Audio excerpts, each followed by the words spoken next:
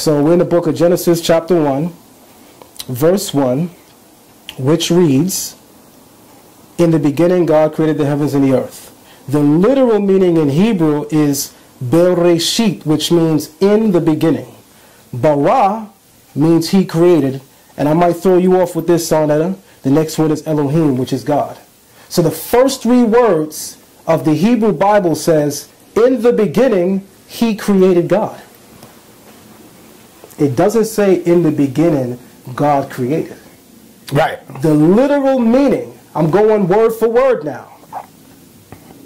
In the beginning, which is Bereshit, he created, bara, the next word is Elohim. So what are we talking about? Because most people, when they think about the first opening line of the first book of the Bible in the first sentence, they think that it would read, because most people are just simply reading in English, in the beginning God created the heavens and the earth.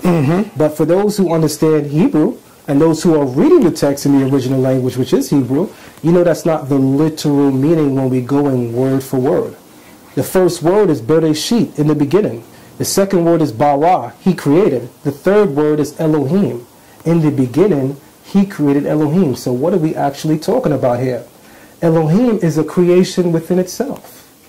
Elohim is actually a title that is only significant with the advent of creation. Elohim is also called Haboreh, the creator. Now, when there's no creation, this concept or title does not exist.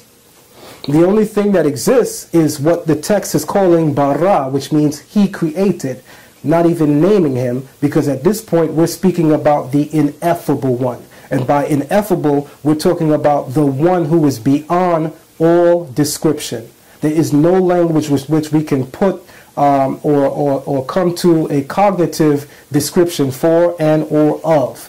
This is the tetragrammaton in Hebrew, which is the highest name and also the highest attribute of the deity.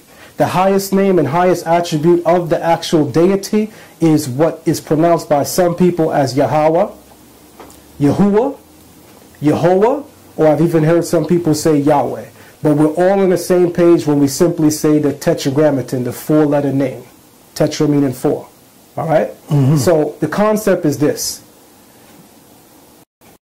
There would be no concept of Elohim if there was no creation. Throughout the entire first chapter of the book of Genesis, the only and exclusive name used to describe all things created is this term or attribute or title, Elohim. Elohim represents the creator as a moral judge of the universe, of the world, and of man. Why did the creator create the universe and man under the guise of this title? He is showing us through the use of this title that the world is governed by morals and ethics. Everything in the universe is bound by divine law. This is the concept behind the term Elohim, which is also applied to judges in the land of Israel who also execute and administer justice and divine law. The judges throughout the land of Israel are called Elohim. That's in the book of Exodus chapter 21. The judges in the land of Israel are actually called Elohim. And these are men. These are not gods per se. So the concept behind that is very, very simple. The ineffable one, known in Hebrew thought as Yahweh, Yehovah, Yahuwah, Yahweh, or the tetragrammaton, this is the concept of the deity at its highest peak or annex, where it is beyond all descriptions. It is he that created Elohim, and through Elohim all things were created through the title or the concept.